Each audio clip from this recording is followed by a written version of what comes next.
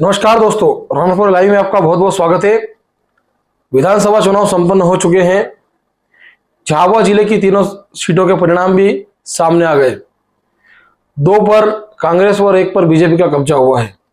पहले हम आपको जानकारी दे दें, पेटलावत से निर्मला भूरिया जो बीजेपी की वो चुनाव जीती है, वहीं थांदला व झाबुआ में कांग्रेस का कब्जा हुआ है। आज हम बात करेंगे झाबुआ विधानसभा सीट की। झाबुआ विधानसभा सीट जिसकी घोषणा उम्मीदवार की घोषणा बीजेपी ने चुनाव के करीब 2 महीने पहले ही कर दी थी। भानु भूरिया को अपना प्रत्याशी बना दिया था। उसके बाद से भानु भूरिया के जो विरोधी थे वो सक्रिय हो गए। खुलकर सामने तो नहीं आए, लेकिन काम करते रहे पार्टी के और भानु भूरिया के खिलाफ। कई विरोध प्रदर्शन भी दिखे, भानु भूरिया के पुतले भी जलाए गए, लेकिन बीजेपी ने अडिग रही।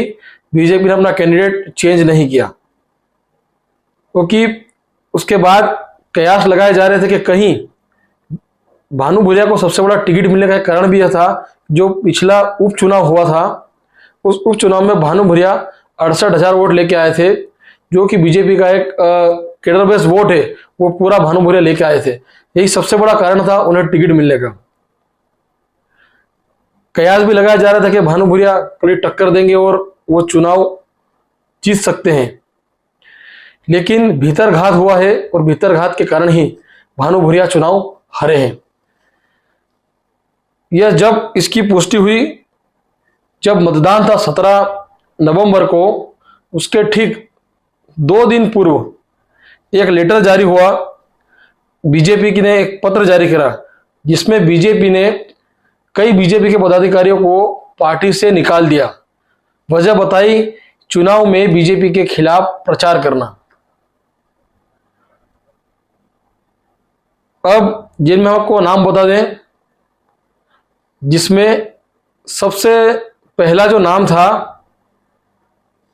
सुनीता गोविंद अजनार, जो कि महिला मोर्चा की जिला अध्यक्ष थी, उन्हें पार्टी से ही निष्कासित कर दिया गया। वहीं रानापुर के पूर्व नगर परिषद अध्यक्ष गोविंद अजनार, उन्हें भी पार्टी से निकाल दिया गया। भंवर सिंह बिलवाल पूर्व मंडी अध्यक्ष, कलम सिंह भाभोर पूर्व जिला किसान मोर्चा के जिला अध्यक्ष, इन्हें पार्टी से हटा दिया गया। धन सिंह बारिया पूर्व नगर पालिका अध्यक्ष, जो कि निर्दलीय तौर पर चुनाव भी लड़े हैं। इनके अलावा भी कुछ और नेता हैं जो जिन्होंने पार्टी के खिलाफ काम किया है, ऐसा आरोप लगे हैं। खुद भानु भूरिया ने चुनाव हारने के बाद कहा है कि कुछ विभीषण हैं। यह सभी बताया जा रहा है कि यह वही विभीषण हैं जिन्होंने बीजेपी को डैमेज करने का काम किया है। इसके कारण एक हार बीजेपी को यहां देखने को मिली है।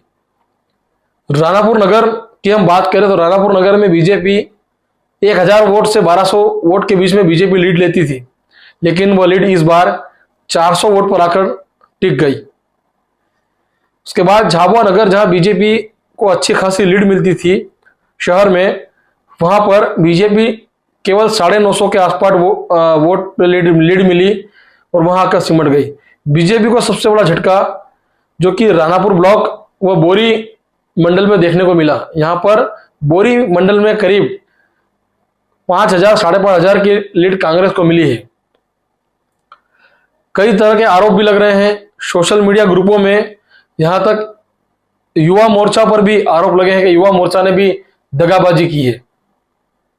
साथ ही कुछ मैसेज ऐसे भी चले हैं जिसमें खुलकर नाम, जैसे गोविंद अजनार, सुनीता अजनार, भंवर सिंह बिलवाल, इन सभी ने तो पार्टी के खिलाफ काम किया है, या खुद पार्टी ने लेटर जारी कर सबके सामने उजागर कर दिया।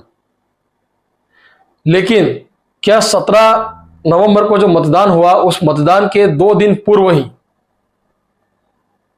यह जो लेटर जारी करा, तो यह जो विरोधी थे भानु भूरिया के, यह खुलकर मैदान में आ गए। अब देखना होगा कि ये जो विरोधी है, यह इनको पार्टी वापस पार्टी में लेती है या फिर, क्योंकि अमूमन देखने में यही आता है कि जब पार्टी निष्कासित कर देती है, लेकिन कुछ समय बाद वापस पार्टी इन्हें पार्टी में ले लेती है। भानु भूरिया भी कह चुके हैं यह जो विभीषण हैं इनकी जांच की जाएगी। इन वो सभी को पता है कि कौन है वो विभीषण। हमने आपको कुछ लोगों के नाम भी बता दिए हैं जो कि बीजेपी ने खुद मतदान के 2 दिन पूर्व जारी किए थे। इनके अलावा भी कुछ लोग हैं जिन्होंने बीजेपी के खिलाफ काम किया है। क्या पार्टी इन पर कोई सख्त एक्शन लेगी? क्योंकि इन्हीं के ही कारण ही चुनाव में बीजेपी को झाबुआ विधानसभा में एक बड़ी हार का सामना करना पड़ा है।